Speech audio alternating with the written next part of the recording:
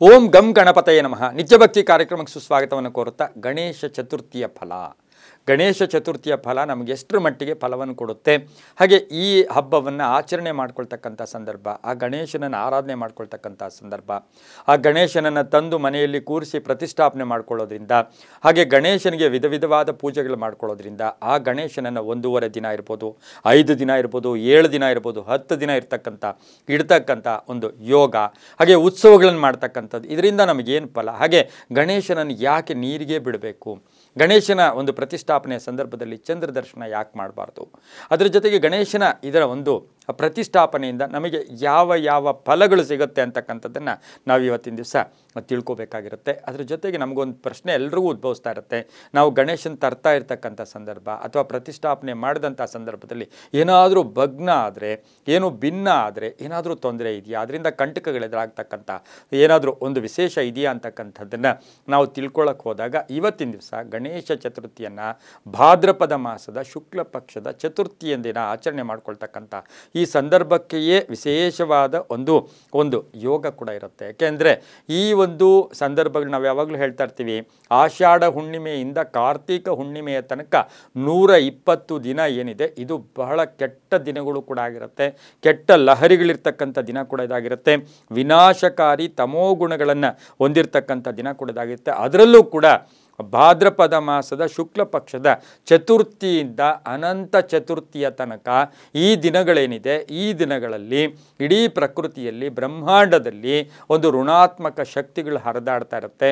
ಹಾಗಾಗಿ ನಾವು ಇವತ್ತಿನ ದಿವಸ ಮಣ್ಣಿನಿಂದ ಮಾಡಿದಂಥ ಗಣಪನನ್ನು ಮನೆಯಲ್ಲಿ ಕೂರಿಸಿದಾಗ, ಮನೆಯಲ್ಲಿ ವಿಧ ವಿಧ ಭಕ್ಷ್ಯಗಳಿಂದ, ಯಾಕೆಂದರೆ ಗಣಪನ ಒಂದು ಆಕಾರನೇ ವಿಶೇಷ, ವಿನಾಯಕ ಅಂತ ಕರಿತೀವಿ, ಗಣೇಶ ಅಂತ ಕರಿತೀವಿ, ಲಂಬೋದರ ಅಂತ ಕರಿತೀವಿ, ಎಷ್ಟೋ ಹೆಸರುಗಳಲ್ಲಿ ನಾವು ವಿಶೇಷವಾದ ಹೆಸರುಗಳಲ್ಲೂ ಕೂಡ ನಾವು ಕರೀತಾ ಇರ್ತೀವಿ. ಆ ಗಣಪತಿಯ ಒಂದು ಮುಖ ಒಂದು ಪ್ರಾಣಿಯ ಮುಖ ಆಗಿದ್ದು, ದೇಹ ಮನುಷ್ಯನ ದೇಹ ಆಗಿರ್ತಕ್ಕಂಥದ್ದು.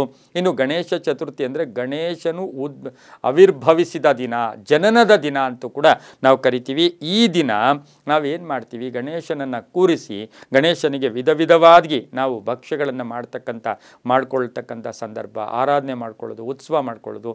ಕೆಲವರು ಮನೆಯಲ್ಲಿ ಇಟ್ಕೊಳ್ತಾರೆ, ಕೆಲವರು ಮನೆ ಮುಂದೆ ಇಟ್ಕೊಳ್ತಾರೆ, ಕೆಲವರು ಊರಲ್ಲಿ ಇಟ್ಕೊಳ್ತಾರೆ, ವಿಧ ವಿಧವಾದ ಒಂದು ಉತ್ಸವಗಳು ಮಾಡ್ಕೊಳ್ತಕ್ಕಂಥ ಈ ಸಂದರ್ಭಕ್ಕೆ ಅನುಸಾರವಾಗಿ ಇನ್ನು ನೀರಿಗೆ ಯಾಕೆ ಬಿಡ್ತೀವಿ ಅಂದಾಗ, ಇದಕ್ಕೆ ಹಿಂದೆ ಒಂದು ಪುರಾವೆ ಕೂಡ ಇದೆ, ಒಂದು ಕಥೆನೂ ಇದೆ, ಒಂದು ದೃಷ್ಟಾಂತನೂ ಇದೆ.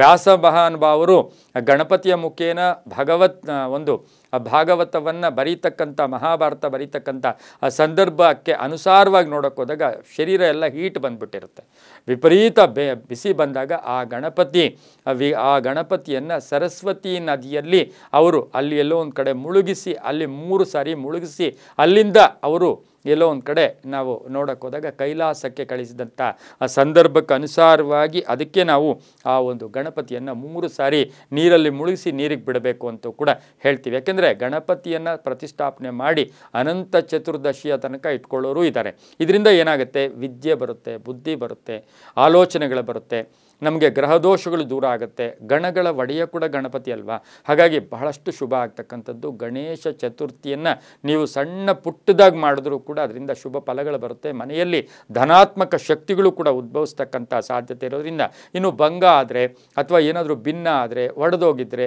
ಏನು ತಲೆ ಕೆಡಿಸ್ಕೋಬೇಡಿ. ನೀವಾಗ ಈಗಾಗಲೇ ಪ್ರತಿಷ್ಠಾಪನೆ ಮಾಡಿದ್ದೀರಾ, ಅದಕ್ಕೆ ಪೂಜೆ ಮಾಡಿ ಯಥಾವಿಧಿಯಾಗಿ ಮಾಡಿ ಅದನ್ನು ನೀರಿಗೆ ಅರ್ಪಣೆ ಮಾಡೋದ್ರಿಂದ ಸಾಕಷ್ಟು ಶುಭ ಆಗುತ್ತೆ. ಒಟ್ಟಾರೆಯಾಗಿ ಇಡೀ ಕುಟುಂಬಕ್ಕೆ ಶುಭ ಆಗ್ತಕ್ಕಂಥ ಒಂದು ವಿಶೇಷವಾದ ಚತುರ್ಥಿ ಅಂದರೆ ಅದು ಗಣೇಶನ ಚತುರ್ಥಿ ಆಗಿರುತ್ತೆ. ಅದು ತುಂಬಾ ಒಳ್ಳೆಯದಾಗುತ್ತೆ. ಸರ್ವೇ ಜನ ಸುಖಿನೋ ಭವಂತು, ಸಮಸ್ತ ಸನ್ಮಂಗಳಾನಿ ಭವಂತು.